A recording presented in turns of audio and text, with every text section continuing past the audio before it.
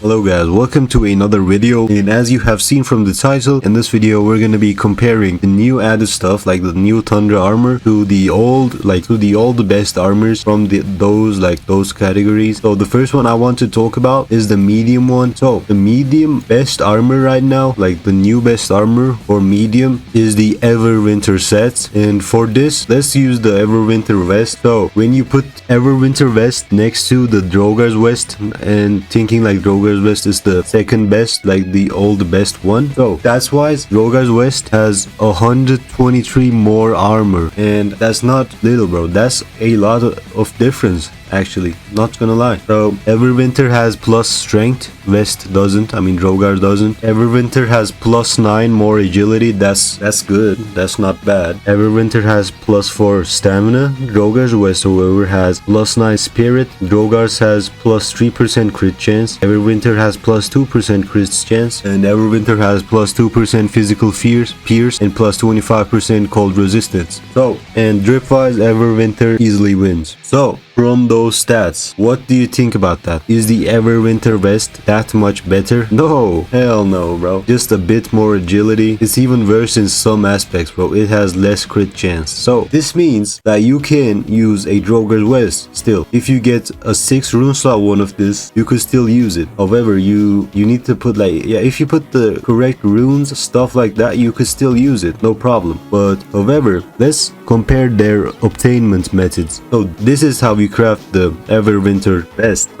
Getting a single ice scale takes like 5 kills. My friend didn't get one after killing the dragon 10 times. Yeah, that's real. And what about the Drogar's vest? You just gotta kill the Drogar, which is easy as hell to do. I know it's a bit rare, but you can kill it like 20 times by the time you kill the ice dragon once or twice. Yeah, so what I think about this is I think Everwinter vest isn't worth it when you add the obtainment, the time and effort it takes for you to obtain it. That's just my opinion though. They gotta buff it, bro. Like with these stats, it doesn't make it worth it to go through that obtainment method, bro. Okay, but let's move on to the legendary bow, the Boreastria, bro. This is the bow that I had and I have used, but I don't have them on me right now, so I've given them away. I'm just showing you the stats. So as I have showcased before, if you remember, landing in M1 makes like an ice spice, ice spike fall down, and it does like 60-70 damage, but it misses a lot and it just is small, bro. It just does 60 damage once. So what about this bow? This bow, you hit him, and when you land a critical, and a small arrow rain just drops, and the arrow rain probably does more damage than the ice spike. So let's compare other stats.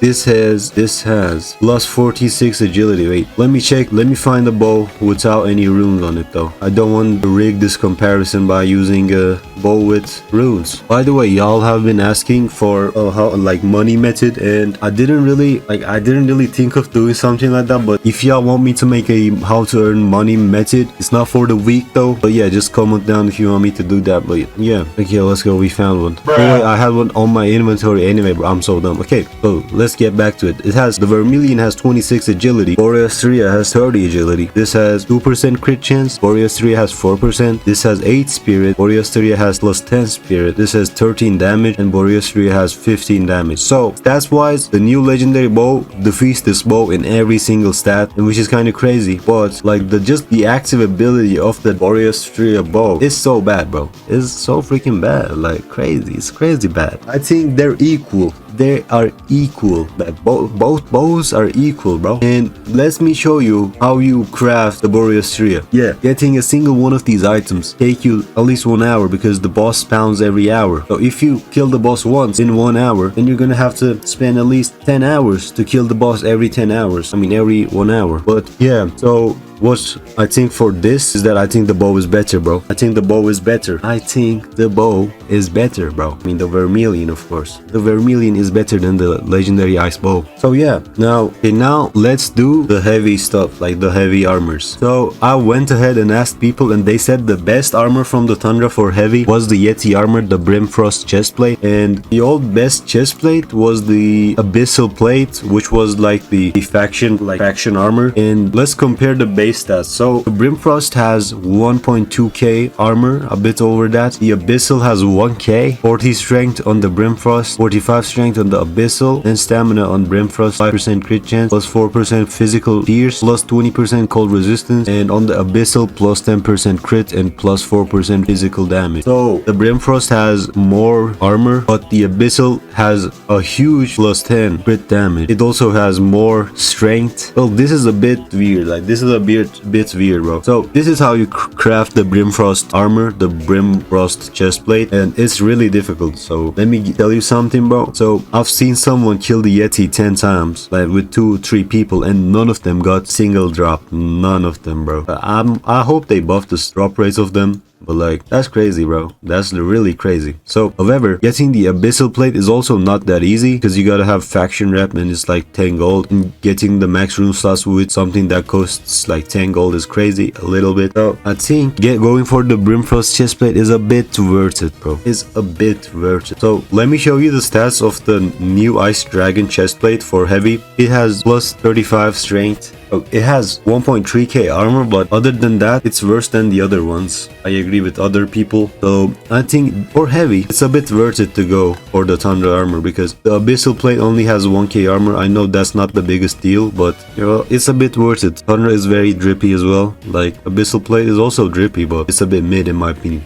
Also, one last thing about the Tundra heavy armor. The Tundra heavy armor has more survivability. However, the faction armor makes you do more damage, so it's not like one is better than the other. If you want more damage, go the faction. If you want to be more tanky, go the Tundra. So that's up to you. And also for medium, the helmet and the boots are worth going for. Actually, also for the heavy ones, the helmets and the boots are worth going for. However, the old chest plates are not. So for ninja, I'm just gonna compare the new legendary dagger, the Void Frost, to old ones, because ninja also uses like medium. Void Frost does 14 physical damage, 26 agility, 2 stamina, plus 2% crit chance, plus 1% physical pierce. And the passive is each hit will proc 1% void, and it goes up to 10% max of weakness. If not reapplied, it stacks. It ends after 4 seconds, so it sounds good. But let's check Ragnarok, for example. Critical hit will unleash a dragon's roar, slowing all targets by 40%. So this might be better than the Void Frost passive. Let's check the other legendary dagger, the Dread Dagger. It has 15 damage. Landing a hit with Dread Dagger will cause a stack of Lesser Dread form on the enemy, causing them to take damage. So the Dread Dagger and Void Frost are really similar, not gonna lie. And however, like, both the Dread Dagger and the Void Frost is difficult to get. They have difficult obtainment methods. However, nothing beats the Tundra, bro.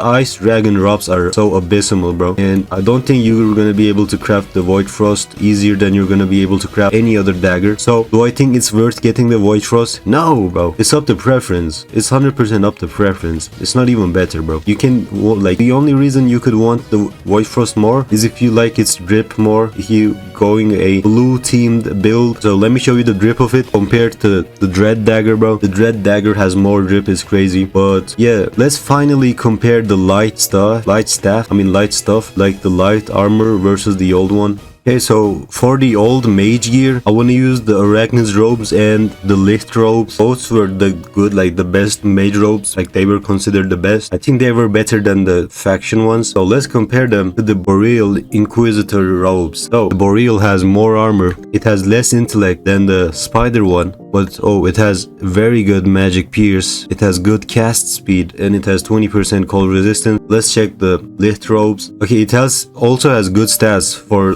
like better stats than Licht robes as well. Okay, I checked the other stats as well. Okay, so for mage, the Boreal armor is 100% worth going. I'm not gonna lie. So yeah, the mage one wins. Actually, the mage one is the only one that wins. I'm not gonna lie with you. So there's no ice staff in the game right now. There is, but the stats aren't full, so we can't compare the ice staff, the new staff, legendary staff, with this right now. Okay, so let me compare new light Yeti armor, which is the striker armor, to the dire bear garbs. So it has 470 armor, much more than the dire bear garbs. It has less strength than the dire bear garbs. It has more stamina. It has 2% physical pierce and 20% physical resistance. Okay, so they're not much of a bit difference between the stats, but I think the Tundra one is better again overall. Okay, so let me make an overall comparison. So the Tundra gear overall is much more tanky, like it's much more on the tankier side. However, the old best stat like stuff are more damage sided, so they do more damage, and still there you might like choose them over the Tundra gear if you want to do more damage. They have more strength and stuff like that. Tundra sometimes has more pierce and stuff like that, but overall Tundra is more on the tankier side and the old stuff is more on the